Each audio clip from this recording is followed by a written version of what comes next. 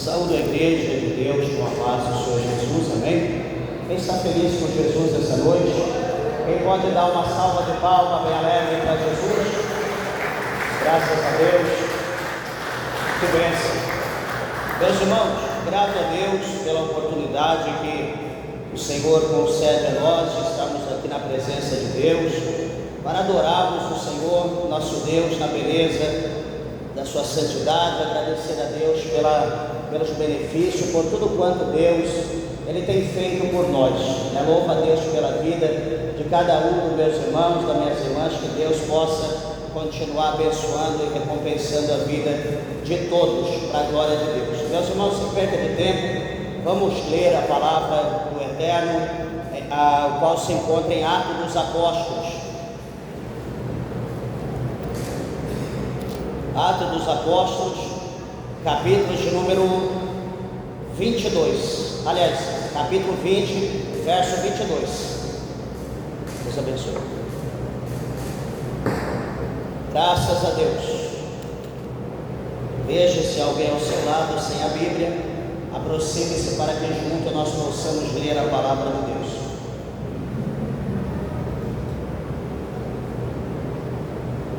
Atos dos Apóstolos, capítulo 20, verso de número 22, diz assim: E agora, eis que ligado eu pelo Espírito, vou para Jerusalém, não sabendo o que lá me há de acontecer, senão o que o Espírito Santo de cidade em cidade me revela, dizendo que me esperam prisões e tribulações, mas de nada faço questão, nem tenho a minha vida por preciosa, contanto que cumpra com alegria a minha carreira e o ministério que recebi do Senhor Jesus, para dar testemunho do Evangelho da graça de Deus.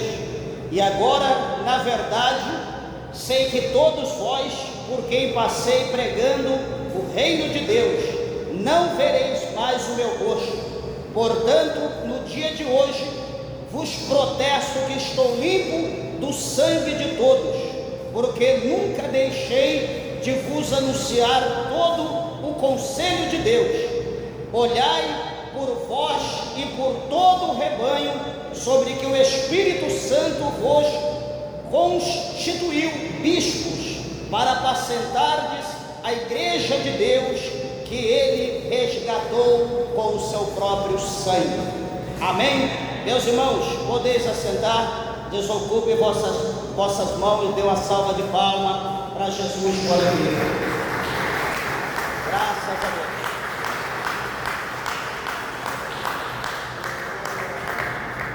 Graças a Deus. Igreja, eu peço por favor a tua reverência e a tua atenção à palavra de Deus, como sempre nós pedimos. Eu tenho certeza que Deus, o Senhor, Ele tem uma palavra ao nosso coração nessa noite. Amados irmãos, aqui nós vemos o apóstolo São Paulo, ele reunidos com os anciãos da cidade de Éfeso, ou da igreja de Éfeso, aonde Paulo ali, ele mesmo relata aqui no começo do texto, que ele ficou ali algum tempo. Ele ficou ali alguns anos, e a palavra de Deus mostra para nós que noite e dia ele estava ali fazendo a obra de Deus, e ele não deixou de ensinar, de instruir e de falar toda a palavra de Deus, toda a verdade de Deus para aquele povo. Só que o interessante é que no decorrer do texto, Paulo ele vai advertir os anciãos, ou até mesmo os diáconos, os presbíteros, que eram ali como uma convenção que estava sendo feita, porque reuniu-se todos para aquela reunião onde Paulo ia fazer ali a sua prédica, a sua oratória. E então, quando Paulo está fazendo a sua oratória, Paulo ele vai dizer aos irmãos, como nós acabamos aqui de ler, e também ele vai dizer para que eles estivessem atentos, porque lembrando lembrando o que o apóstolo São Pedro, né, ele fala no capítulo 5, no verso 8, da sua primeira missiva, ou da sua primeira carta, né, ele diz, né, que o nosso adversário, Satanás, ele está ao nosso derredor, né, rugindo como um leão, buscando a quem possa tragar. E aqui nesse texto, né, do verso 17 até o 38, aqui do capítulo de número 20, de Atos dos Apóstolos, Paulo vai mostrar para nós que esses tais, né, que o inimigo, né, Pedro fala que está ao nosso derredor, só que aqui o apóstolo São Paulo vai falar para nós que os tais iriam se levantar do meio do corpo de obreiro, ia se levantar do meio da igreja, entre a igreja, né, entre os irmãos. Então ele instrui aqui, né, que eles se dediquem, né, que eles vigiem, né, o máximo possível, porque ia se levantar esses falsos obreiros. E amados irmãos, e deixa eu dizer uma coisa: quando se levanta um falso profeta, quando se levanta um falso obreiro, um falso ministro, um falso pastor, o intuito desse falso não é somar. O intuito do falso não é multiplicar. O intuito do falso sempre é dividir. Sempre divide. Nós nunca vemos um espírito de mentira, um espírito de engano agregar. Ele sempre vai subtrair. Sempre vai haver contenda, vai haver burburinhos, vai haver conversa. E o intuito é sempre subtrair. Sempre alguém vai sair. A Bíblia diz, né, por intermédio da primeira carta do apóstolo São Paulo aos Coríntios, no capítulo 11, até mesmo a mensagem que nós lemos na Santa Ceia, Paulo ele diz que até importa, né, até é necessário que haja entre os irmãos heresias, para que aqueles que são sinceros se manifestem entre vós. Então Paulo diz que é necessário que às vezes tenha isso, para que se manifeste verdadeiramente. E o que me chama a atenção aqui neste capítulo, e que eu quero falar nessa noite para os irmãos, prometo que não vou falar nenhuma novidade, mas somente aquilo que está na palavra de Deus. Quando nós lemos aqui um pouco antes, no mesmo livro de Atos dos Apóstolos, nós vamos ver um pouquinho atrás, no capítulo de número 9, por exemplo, quando o apóstolo São Paulo, ele ainda é Saulo, e ele é chamado para o ministério da palavra, né? Quando ele está no caminho de Damasco, indo para Damasco, né? Ele pegou carga dos maiorais de Jerusalém, e ele está indo para Damasco para poder prender, né, os cristãos que haviam sido dispersados, estavam em Damasco. Então ele vai para Damasco com poder para prender, matar, enfim, fazer o que tivesse que ser feito. Mas ele precisava acabar com a seita do caminho, que era o seguidor de Jesus. E na sua trajetória, na sua caminhada a Damasco, a Bíblia vai mostrar para nós que, não sei o horário, a Bíblia não diz o horário, mas uma luz muito forte, uma glória, um lumen muito forte, brilha ali aos olhos de Paulo, que naquele momento a Bíblia diz que Paulo, ele cai por terra, e ele cai por terra cego, né? Eu até um tempo atrás eu dizia aos irmãos, quando nós pregávamos acerca da situação, eu dizia que nunca ouvi falar, suponho que também nunca alguém ouviu falar, que alguém olhou para o sol na sua força máxima, né? Ao meio-dia, por exemplo, olhou para o sol e ficou cego imediatamente. Nunca ouvi falar isso. Suponho que ninguém também não ouviu, e como não há, né, é possível isso. Mas veja que o clarão que a Bíblia mostra no capítulo 9 de Atos era tão forte que Saulo, ele caiu por terra cego. Ele não enxergava nada, ele só ouvia a voz que falava com ele, e a voz dizia: Saulo, Saulo, por que tu me persegues? Ou seja, Saulo estava perseguindo um povo. Esse povo não era qualquer povo, não era sectarista. Esse povo não seguia um sectário mor, um líder ali que foi formado numa teologia da época, mas esse povo seguia o Cristo vivo, aquele que se entregou no Calvário, que já havia predito tudo, que ele ia ser entregue, mas ao terceiro dia ele iria ressuscitar, e depois de dia ele ia ascender ao céu, ele voltaria para o lugar da onde ele veio, ele retornaria para a sua casa. Ele prediz tudo, todo foi dito pelo Senhor. Então Saulo tem um encontro com o Cristo, com o dono daqueles que estavam em Damasco, daqueles que Saulo estava perseguindo em Jerusalém, daquele que Saulo agora está indo com fúria para matar, para prender, enfim, em Damasco. E o Senhor então vai conversar, vai dialogar, ele vai haver um diálogo, e o Senhor vai mandar então que Saulo vá à rua direita, lá em Jerusalém, lá em Damasco, porque chegando em Damasco, haveria lá um varão, haveria lá um homem de Deus, que iria orar para Saulo. Um mistério ia acontecer ali. Então Saulo, ele segue o seu cortejo, a sua caminhada, juntamente com os seus homens, sem enxergar, está sendo guiado. E a palavra de Deus demonstra que depois de 3 dias, a caminhada era longa, ele vai chegar em Damasco. Só que quando ele chega ali em Damasco, o Senhor já está conversando com o seu servo, falando acerca de que Saulo estava indo para lá. E a Bíblia vai mostrar para nós que aquele servo, ele ouve a voz de Deus e fica temeroso, porque o Senhor vai dizer para ele que Saulo estava chegando, Saulo de Tarso. Ele vai dizer: Senhor, nós muito temos ouvido acerca deste homem, como ele é duro, coração de pedra, como ele persegue, ele prende, ele mata, ele não tem misericórdia. E ele vai expor ali, falar da história, da biografia de Saulo, como se o Senhor não houvesse conhecimento.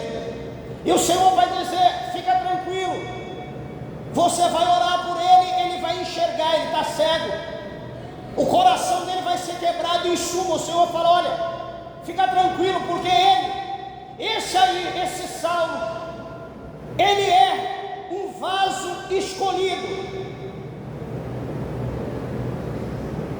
e ele saberá o quanto ele padecerá pelo amor do meu nome, pois eu escolhi para que ele leve o meu nome, o meu evangelho, aos judeus, aos reis, aos gentios, enfim, eu farei uma grande obra por intermédio desse homem.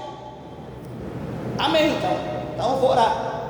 E então Saulo chega, é imposta a mão sobre a cabeça de Saulo, é feita uma oração, e sai dos seus olhos como escamas, e Saulo então volta a enxergar. Posteriormente ele é batizado, e agora aquele que perseguia o povo de Deus, ele vai começar agora a ser perseguido. Por quê? Porque agora ele vai pregar o poder de Jesus, ele vai pregar o poder que há no nome de Jesus, ele vai pregar o seu testemunho, ele vai pregar como Jesus apareceu e lhe chamou, para a missão, para a obra do Senhor. E então a partir dali todo mundo vai ficar desesperado, achando que aquilo era uma estratégia que Saulo estava usando para que o povo pudesse dar ouvido, para que o povo pudesse recebê-lo como um crente. Talvez ele era um falso crente, um falso profeta. Então as pessoas ficaram meio com receio, ficaram meio escamosos, para receber o apóstolo Paulo, que ainda era Saulo. E então ele vai passar por todo um processo. Ali vai chegar um momento que as pessoas vão tentar matá-lo. Vai chegar um momento que vão apedrejar ele, vai ter que colocar ele dentro de um balaio e vai descer ele pela muralha da cidade. Ele vai fugir dali, ele vai sair. Enfim, veja que o ponto que eu quero dizer aos irmãos, que o Senhor diz que ele iria padecer, ele ia saber o quanto ele ia padecer pelo amor do Evangelho. Então eu quero falar nessa noite sobre isso, padecer pelo amor de Cristo. Quando nós falamos Evangelho, nós falamos boas novas. E quando falamos boas novas, não traz para ninguém nenhum tipo de medo. Boas novas não traz para ninguém nem um pouco de preocupação.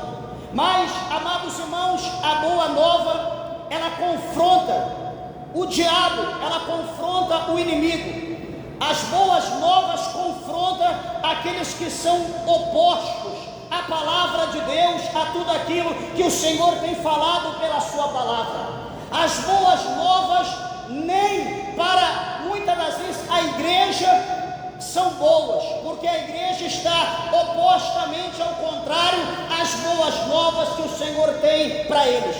Então, eu quero mostrar algo aqui para os irmãos nessa noite, nesse livro de Atos, que é muito interessante, que o chamado de Paulo não era um chamado limitado, não era um chamado para ele estar ali dentro de uma congregação, ele seria um missionário, um evangelista, diferente do apóstolo São Pedro. E veja que então Paulo, ele recebe esse chamado, e Paulo ele não tem sossego, ele abre igreja aqui, ele abre igreja ali, ele vai para todo lado, ele entra na Ásia, ele vai pregando a palavra de Deus, vai abrindo igreja, levantando um cooperador, diácono, vai levantando evangelista, presbítero, e a obra de Deus vai prosperando. E o Senhor, diz a Bíblia, que estava com ele. Os sinais, prodígios e maravilhas eram feitos por intermédio do apóstolo São Paulo, por intermédio dos seus lenços, por intermédio dos seus aventais, coisas extraordinárias Deus operava. Mas, enfim, veja bem, aqui nesse texto que nós lemos, Paulo ele recebe de Deus uma ordem que não poderia ser, tinha que ser cumprida, não podia ser descumprida, né? A palavra de Deus é lei, e lei tem que ser cumprida. Olha a expressão de Paulo: e agora, eis que ligado eu pelo Espírito, vou para Jerusalém, não sabendo o que lá me há de acontecer. Veja que Paulo está falando aqui Espírito, os irmãos atentam, que está dizendo Espírito com E minúsculo, pelo menos é o que está na minha Bíblia, suponho que na tua também. Está com E minúsculo, então é pelo Espírito dele, é pela vontade dele, pelo fôlego de vida dele, pela força dele. Ele propõe a ir para Jerusalém, ele está se propondo a ir para Jerusalém, porque era o chamado dele. Só que ele diz que não sabendo o que lá me tem de acontecer, o que há de me acontecer. Ele diz: eu vou, né, em espírito, com a minha alma e com o meu corpo, como na tricotomia, corpo, alma e espírito. Ele está dizendo que ele vai para Jerusalém não sabendo o que há de me acontecer. Só que quando nós lemos a parte de baixo, o verso 23, agora o Espírito Santo entra em ação. E o verso 23 diz: senão, ele dizendo, o que o Espírito Santo está com E maiúsculo e S maiúsculo, que é o próprio, a terceira pessoa da Trindade, né, o Deus Espírito Santo, senão que o Espírito Santo de cidade em cidade me revela, dizendo que me esperam prisões e tribulações.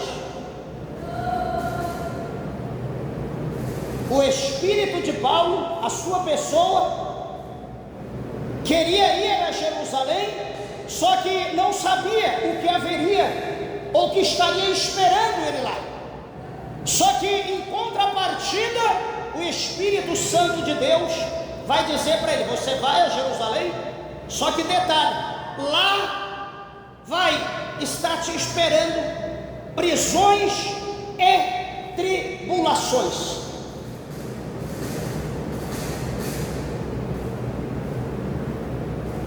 Por que eu dei essa pausa? Porque a gente precisa refletir, nós temos que refletir. Hoje, quando fala fazer missão, as pessoas deitam na cama, na rede, no sofá, em algum lugar confortável, fecha os seus olhos, abre os braços e começa a pensar: carro confortável, avião, primeira classe, hotel 5 estrelas, um lugar preparado como de um ator, como de um profissional da mídia.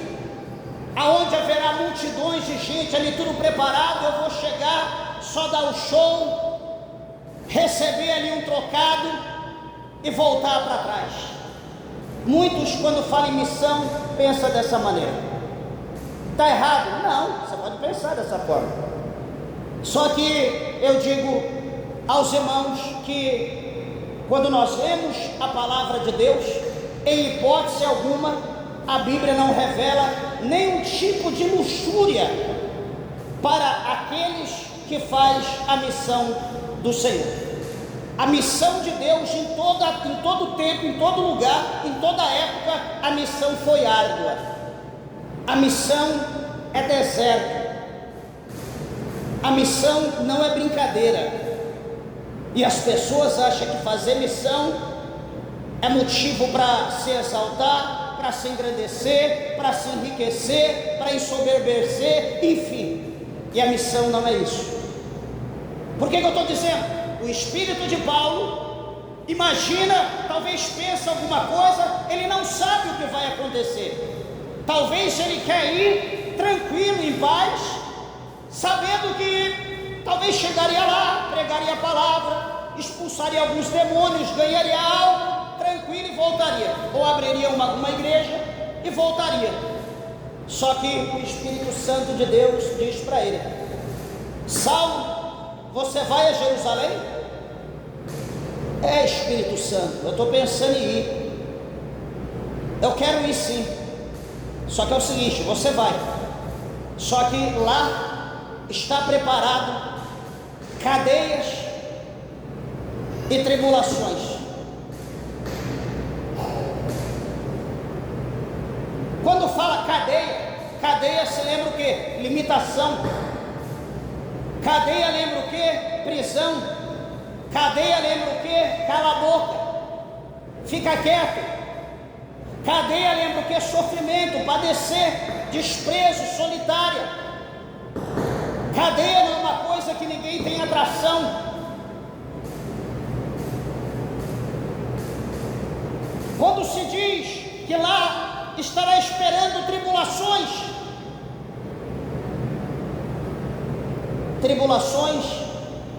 é algo que ninguém aceita. Ninguém que serve a Deus quer aceitar as tribulações da vida. Hoje todo mundo que aceita a Deus, quando você fala, você vai aceitar Jesus, você vai ser crente.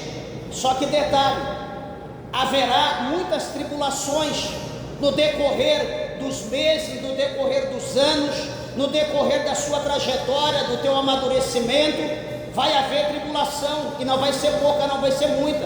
Ah não, então eu não vou aceitar Jesus não. Eu vou aceitar Jesus para passar a tribulação? Em uma das suas missivas, por exemplo, se não me falha a memória, aos Gálatas, o apóstolo São Paulo, ele diz que a partir de agora ninguém me inquiete, porque eu trago sobre o meu corpo as marcas de Cristo. Eu trago sobre o meu corpo as marcas do Evangelho. Meus irmãos, quando nós procuramos estudar acerca do Evangelho, quando nós procuramos estudar acerca daqueles que anunciaram o Evangelho, que pregaram o Evangelho, tanto aqui os apóstolos, discípulos, todos aqueles aqui no Novo Testamento, como também até um pouco mais recente, os heróis da fé. Suponho que alguém aqui já leu os heróis da fé. Você vai ver que ninguém vivia em luxúria, mas padeciam muitas das vezes fome, sede, tinha falta do básico, mas eles tinham um objetivo que era ganhar alma para Jesus. Hoje, se você vai pregar o Evangelho e você, dependendo do lugar que você vai, você não está bem vestido, ou você não tem uma boa oratória, você não tem um bom português, uma boa gramática, um conhecimento básico no grego ou no hebraico, você for pregar para alguém, a pessoa nem te dá ouvido. Peraí, você quer pregar para mim? Olha a sua roupa, olha o seu sapato, olha nem carro você tem. Você quer oferecer um Jesus para mim que não cuida nem de você? Eu já tenho meu Deus, o meu Deus me dá de tudo o que eu quero. Agora, por que isso? Porque as pessoas estão aprendendo, estão colocando na mente das pessoas entre quatro paredes que entrar numa igreja, levantar a mão para Jesus ou para Deus, é como se fosse um estalo de dedo. Pronto, agora você vai, a partir de amanhã, as pedras que você chutar, que você vê no caminho, não serão pedras normais, serão pedras de ouro, serão pedras preciosas. Aonde você colocar a mão vai tornar ouro, você vai se tornar uma pessoa rica, uma pessoa próspera, uma pessoa abençoada. E aí então as pessoas aceitam esse evangelho, aceitam esse suposto Jesus, que não é o que a Bíblia mostra para nós, não está isso na Bíblia. E então, por falta de ler, de estudar a palavra de Deus, nós acreditamos. Passa-se um mês, passa 5 meses, no máximo um ano, a pessoa já acha que já é crente velho de bengala, né? Um ano de crente, ele já acha que é velho, que já passou por muita coisa. Nada aconteceu na vida dele, a situação está pior, está vivendo tribulação. Então ele diz: não, eu fui enganado. Eu fui enganado. Cadê a riqueza? Cadê a prosperidade? Cadê a minha empresa? Cadê o meu carro de luxo? Cadê a minha casa num condomínio? E etc, e etc.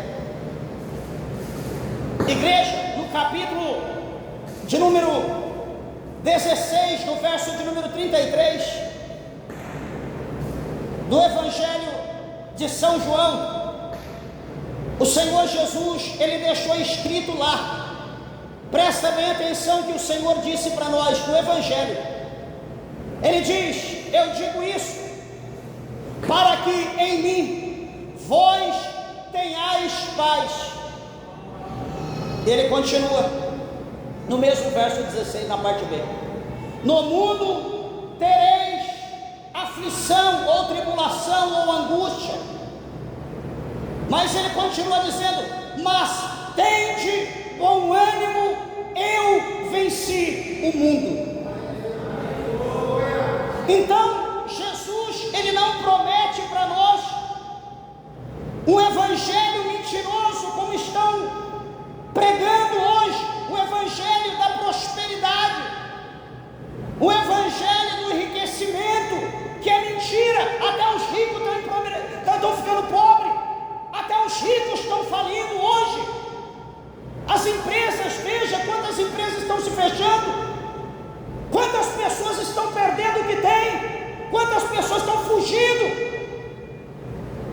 Então, aí eu chego aqui como arauto e digo: não, pode vir aqui que sua empresa vai bombar. Você vai, a sua empresa é uma empresa assim, vai se tornar multinacional. Vem aqui, você tem uma casa, você vai ter uma mansão. Você tem uma mansão, você vai ter um castelo. Eu te garanto pela palavra de Deus. Eu estou mentindo, a Bíblia não promete isso. Pastor, mas por que as pessoas então estão sendo enganadas? Por que estão aceitando? Estão aceitando porque o Senhor Jesus, ele deixou escrito, e é necessário acontecer porque Jesus não mente. Ele deixou escrito no Evangelho de São João, no capítulo de número 5, no versículo de número 39. O Senhor Jesus, ele deixou escrito assim: examinai as Escrituras, porque vós cuidais ter nela a vida eterna, e são elas que de mim testificam. Então, se eu não leio a Bíblia, se eu não conheço a Bíblia, o macumbeiro vai abrir a Bíblia e vai falar alguma coisa para mim, eu vou acreditar. Ué, mas ele é um macumbeiro, não importa. Por que não importa? Porque ele está com a Bíblia. A Bíblia é a palavra de Deus. Então o macumbeiro está vestido de macumbeiro, mas ele está com a Bíblia, então eu vou acreditar nele. Meus irmãos, isso é o suficiente? Eu não tenho que acreditar no macumbeiro, eu tenho que acreditar na Bíblia. Só que para mim acreditar na Bíblia, eu preciso ler a Bíblia, eu preciso estudar a Bíblia. A Bíblia fala para nós lá em Oséias, um dos profetas menores, ele diz: o meu povo foi destruído porque eles rejeitaram o conhecimento. Igreja, por que aí dentro das seitas? Por que o sectarista hoje só vai numa igreja que é seita? Está cheio de crente, pessoas que você conhece, pastores, ministros, evangelista, presbítero, missionária, estão tudo lá. E você olha, mas conheço aquele ali era pastor, aquela ali era pastora, pessoas que eram abençoadas. Mas o que ele está fazendo aí? Eu posso cair? Lógico. Eu posso ser enganado? Posso. Tranquilo, eu não sou o dono da verdade. Só que eu só vou cair, eu só vou ser enganado se eu deixar de meditar na palavra de Deus, se eu deixar de acreditar no que está aqui, se eu ignorar o que está aqui, eu começar a olhar para a filosofia, eu começar a olhar para a história, eu começar a olhar para a Bíblia como se fosse apenas um livro histórico, como muitos ensinam nas teologias da vida, que a Bíblia é apenas um livro histórico. Eu prefiro acreditar que a Bíblia, ela é histórica sim, tem história, tem, mas é um livro espiritual. O que nela está escrito não foi escrito por homem qualquer, mas foi por homem cheio do Espírito Santo, inspirado pelo Espírito Santo de Deus.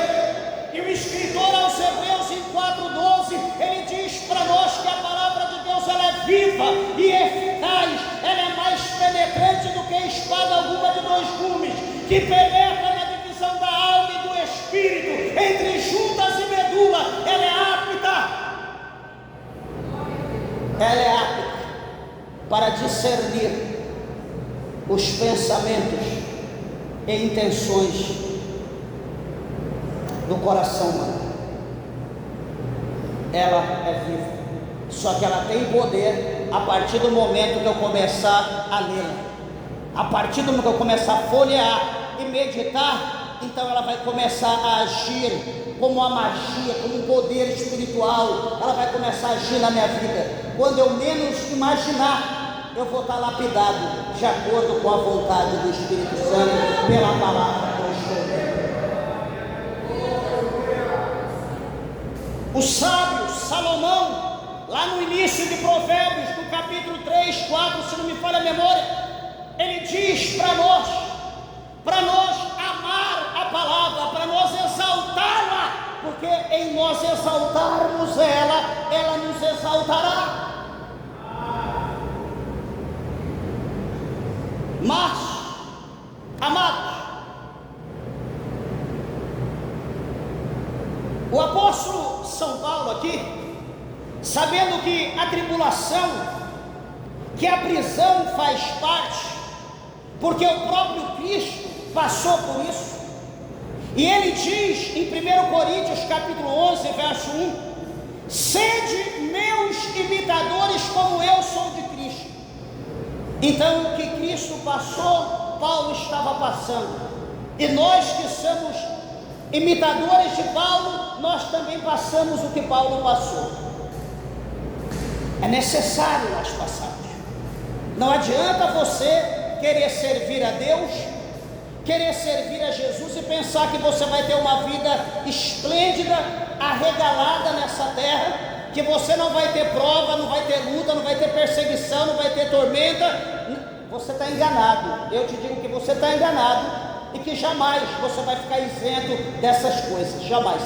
Pastor, então eu vou embora. Problema teu, vai embora e vai para o inferno, porque não tem outro caminho. É Jesus, as marcas de Cristo, ou sem Jesus o inferno. Você não tem opção. Deixa eu te dizer uma coisa, eu não passo a mão na cabeça de ninguém, não posso fazer isso. Desculpa que a palavra é pesada, mas eu tenho que falar. Pastor, mas eu servi, aceitei Jesus para viver isso? Para viver isso. Você aceitou Jesus? Deixa eu te lembrar. Você aceitou Jesus para exclusivamente ir para o céu. Se alguém colocou alguma outra coisa na tua cabeça, você foi enganado. E nessa noite eu estou te desenganando. Estou mostrando a realidade para você. Você aceitou Jesus para ir para o céu. Você não aceitou Jesus para ser melhor do que ninguém aqui nessa terra. Porque se nós olharmos um pouquinho da história da igreja, por exemplo, não vamos muito longe não, vamos lá na época de 60, na era cristã, no começo do Evangelho. Você ouviu falar de um homem chamado Nero, que tem até um programa de computador, ou tinha, chamado Nero, que queimava o CD e gravava, atribuído ao grande imperador naquela época. Por que se fala Nero? Porque Nero, ele queria destruir os cristãos, o povo, o seguidor de Jesus. Ele não sabia o que fazer, ele queria matar, ele precisava arrumar um jeito, e o único jeito que ele arrumou foi colocar fogo na cidade e dizer que foi os cristãos que colocaram fogo e que agora eles tinham que ser perseguidos, tinham que ser mortos, porque foram eles. E assim sucedeu. Os cristãos eram betumados, derramava betume sobre os cristãos. No jardim de Nero, e ficavam como postes betumados, e à noite acendia com fogo, e os cristãos eram queimados como a vela derretendo.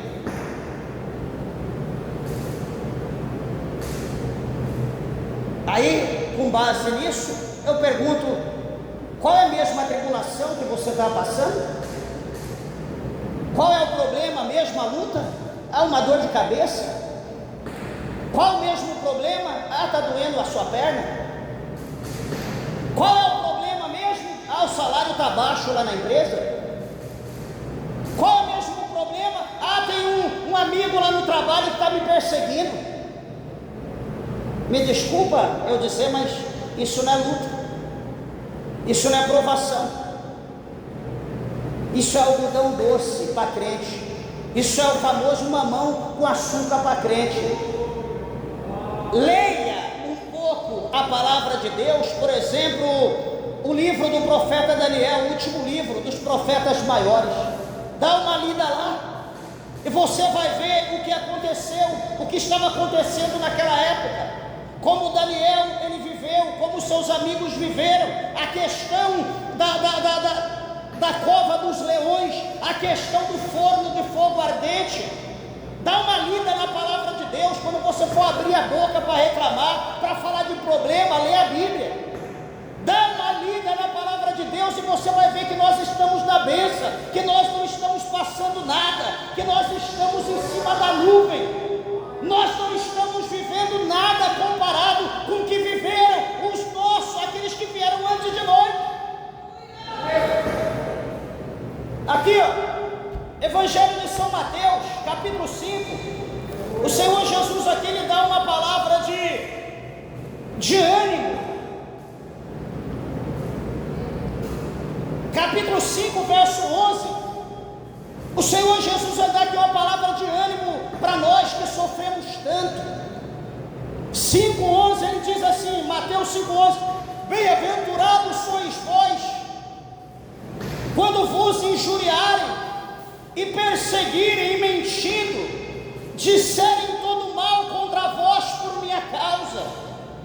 No 12 ele diz: exultai e alegrai-vos, porque é grande o vosso galardão nos céus, porque assim perseguiram os profetas que foram antes de vós.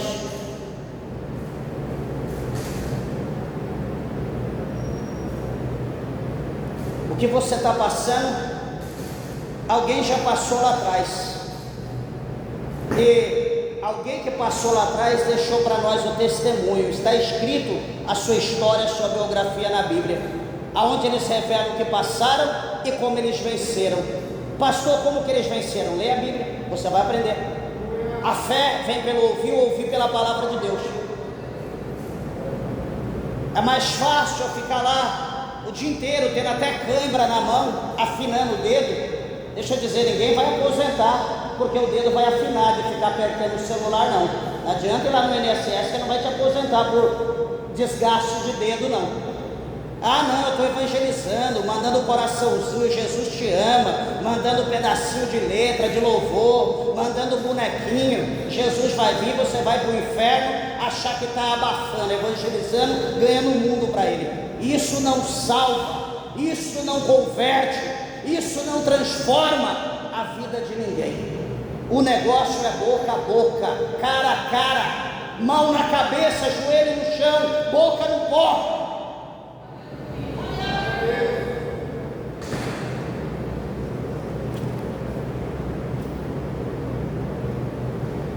Mas em todas, deixa eu encerrar aqui, em todas as provas que Paulo ia passar, no verso 24 do capítulo 20 de Atos que nós lemos, ele diz assim, olha, mas de nada faço questão. Ele não faz questão de nada, sabendo que tinha prisão e tribulação esperando em Jerusalém, mas ele diz, de nada faço questão, nem tenho a minha vida por preciosa. Peraí, eu não faço questão de nada, nem minha vida eu tenho por preciosa. Peraí, eu vou lá, vão roubar meu relógio, eu vou lá, vão rasgar minha roupa, eu vou lá, vão me prender, não me importa. Eu não estou nem aí com a minha vida, eu não estou preocupado com a minha carne, eu não estou preocupado com dor, eu não estou preocupado com humilhação. Olha o que o meu mestre passou, cuspiram na face dele, esbofetearam ele, arrancaram a roupa dele, colocou uma cruz pesada nas suas costas, açoitaram ele. Peraí, agora você acha que prisão, que tribulação vai ser alguma coisa para mim que estou seguindo o meu mestre?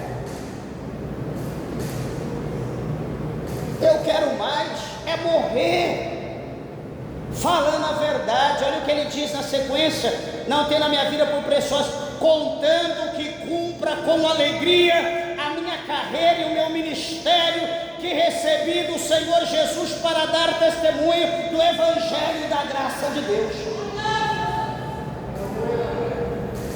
Agora eu quero fazer missão, se não pagar tanto eu não vou, se não tiver isso eu não vou, se não me derem isso eu não vou, se não fizer isso por mim eu não vou, se não tiver no mínimo 5.000 pessoas, jamais eu vou expor o meu português, a minha homilética, a minha exegese.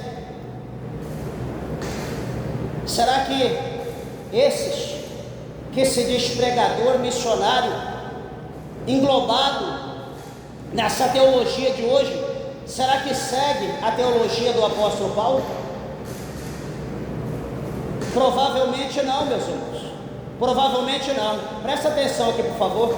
Eu estou mostrando isso aqui para os irmãos, que hoje está se pregando outro evangelho que não é a Bíblia, não é a palavra de Deus.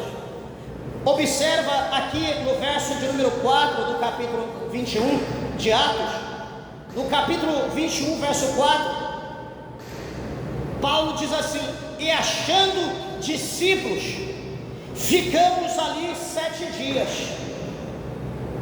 Paulo, ele está em Tiro e vai para Ptolomaida, só que entre um e outro lugar, ele acha que alguns discípulos, e ele vai ficar 7 dias ali. Mas a Bíblia diz que em ele estando ali com alguns discípulos, o Espírito de Deus vai se manifestar. Certamente eles estão orando, estão buscando a Deus, e alguém cheio do Espírito Santo vai dar uma palavra para Paulo. E aqui no verso 4 ele diz: e eles pelo Espírito diziam, Espírito com E maiúsculo, diziam a Paulo que não subisse a Jerusalém.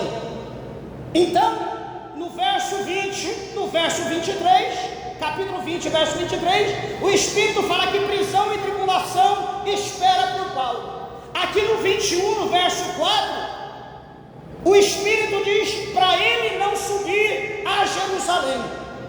Paulo recebe uma advertência pelo Espírito: não vá a Jerusalém. Só que ele recebe, ele segue a viagem dele, e a Bíblia diz que agora ele vai chegar na casa de um evangelista em Cesareia, cujo nome do evangelista era Filipe. Só que chegando ali na casa de Filipe, Filipe tinha algumas filhas que eram profetisas. Só que as profetisas não profetizam nada para Paulo. Só que no verso de número 10 do capítulo 21, vai chegar ali um profeta com o nome Ágabo. E aquele rancho de profeta ali, coisa boa, está num ambiente cheio de profeta, é muito bom. Homens de Deus, mulheres de Deus, pessoas de posição. Não é, hoje se reúne homens de Deus, mulher de Deus, dá até vergonha. Parece que você está numa roda de samba, num lugar de carnaval. Você olha para as pessoas, você não vê Espírito Santo, você não vê Deus. Você já tem vontade de pregar o Evangelho. Aí a pessoa, não, eu também sou crente, ou eu sou obreiro, eu sou isso, eu sou aquilo. Desculpa falar dessa maneira, mas o negócio está feio, não está brincadeira não. Mas no verso 11 do capítulo 21, e vindo ter conosco esse Ágabo, tomou a cinta de Paulo e ligando-se os seus próprios pés e mãos, disse: isto diz o Espírito Santo, assim ligarão os judeus em Jerusalém o homem de quem é esta cinta, e o entregarão nas mãos dos gentios. Ágabo, ele pega aquele cinto, ele não sabe que é de Paulo, mas ele pega, ele vai fazer ali de uma forma para todo mundo entender. Ele vai prender seu pé e a sua mão, e o Espírito vai falar na boca dele. Assim fará ao homem de quem é essa cinta em Jerusalém, e ele vai ser entregue para os gentios. Naquele momento, quando essa profecia é mencionada, todos que estavam na casa de Filipe, inclusive as profetisas, todo mundo vão chorar, todo mundo vão se preocupar com Paulo. Paulo, pelo amor de Cristo, por favor não vá a Jerusalém. Lembrando que em 21:4 também já foi dito para ele não ir. Um pouquinho atrás, lá no capítulo 20 que nós lemos, 23, 24, também era dito que tinha prisão e tribulação em Jerusalém. Quer dizer, Paulo estava bem avisado que Jerusalém não era um lugar bem-vindo para crente, não era para Paulo ir. Mas, meus irmãos, para uma pessoa que diz que ele não tem a sua vida por preciosa, era faca e queijo, era tudo o que ele queria. Ele queria ser um mártir, ele queria ir, porque se matassem ele, o sangue dele ia correr e ia brotar dezenas, centenas, milhares como ele, ou melhor do que ele. Os irmãos estão entendendo o mistério, meus irmãos? Quantos de nós querem ir para o céu, mas quantos de nós quer derramar o sangue na terra? Quantos de nós quer padecer como cristão? Quantos de nós querem ser um mártir? Alguém vê, puxa vida, o irmão morreu pregando, fazendo dessa maneira, então ele foi um exemplo, eu vou fazer como ele. Quem se dispõe a fazer isso? Esses dias a gente viu um ato muito lindo, né, de um jovem político. Vai encaixar aqui para os irmãos ver como que o exemplo arrasta, né, que saiu de lá do estado de Minas, indo até Brasília, caminhando, sozinho, mais alguma outra, 2, 3 pessoas, e quando chega no seu destino, havia multidão, milhares, incontável, a quantidade de gente que seguiu o seu exemplo. Agora, eu digo, e se um de nós fizer alguma coisa em prol do reino de Deus, alguma coisa que ninguém faz, será que o nosso testemunho não vai arrastar pelo menos 10, pelo menos uns 100 em todo o país ou até fora do país? Você já pensou nisso? Não, primeiro eu tenho que casar, primeiro eu tenho que ter filhos, primeiro eu tenho que montar minha empresa, primeiro eu tenho que ser bem sucedido, estudar meus filhos, daí vem os netos, eu tenho que ajudar a cuidar dos netos, eu tenho que formar os netos, e quando ele veio, está dentro do caixão, não fez nada para Deus. É isso que você quer para a tua vida?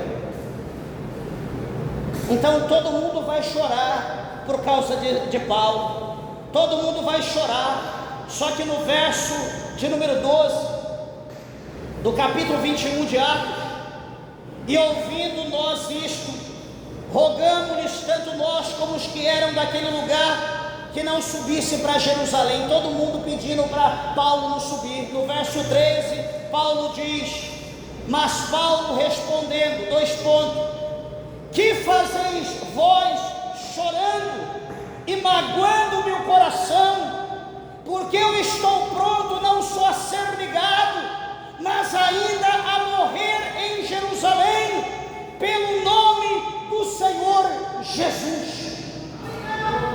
Então as pessoas achavam que eles iriam chorar, beijar o pé de Paulo. Paulo não ia subir a Jerusalém.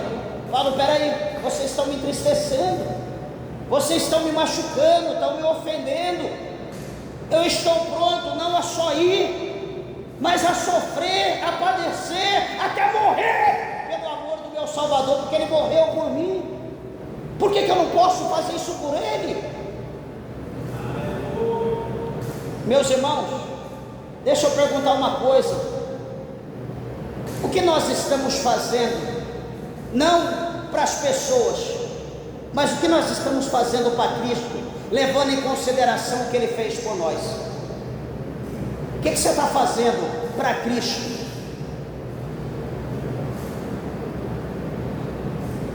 Eu não consigo amar o próximo, eu não consigo perdoar, eu olho, tenho ódio, quero matar, quero ver o cão, mas não quero ver a pessoa.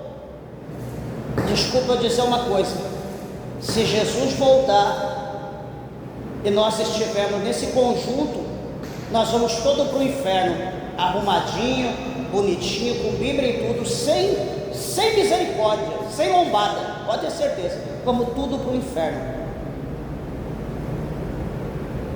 Quer fazer alguma coisa? Não faça para o teu próximo, faça para Cristo, porque aquilo que você fizer para Cristo vai resplandecer e vai chegar naqueles que estão ao teu lado. Ah, eu amo Jesus, eu amo a Deus, amo. Então prova, você está amando o teu irmão? Não, se eu não estou amando o meu irmão, então eu estou mentindo, porque também eu não amo a Deus que eu não vejo. Eu vejo o meu irmão e não amo. Como que eu amo a Deus que eu não vejo?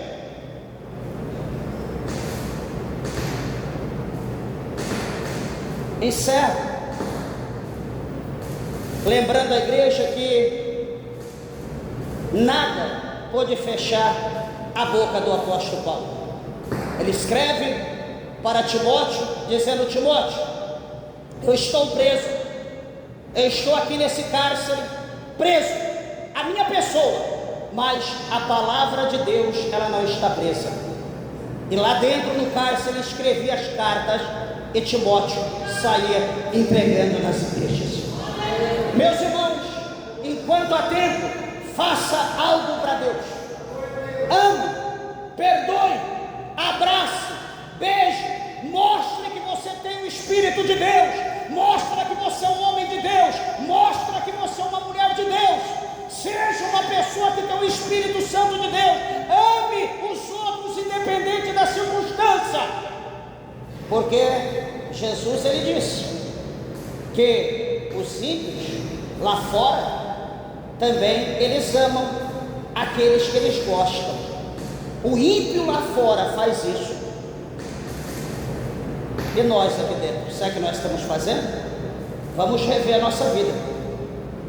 A Bíblia diz que aquele que come e bebe do corpo de Cristo, do sangue de Cristo indignamente, esse come e bebe para a sua própria condenação, não discernindo o corpo de Cristo. Cuidado, que nós podemos às vezes estar participando, que bênção, que comunhão, e a gente está comendo um veneno, em vez de estar comendo algo para a vida eterna, nós estamos matando a nossa alma. Vigie, porque Jesus está às portas. As horas se foram, as palmas bem alegres para Jesus. Lá que soube a Damascus e a Candará, glorificado seja Deus.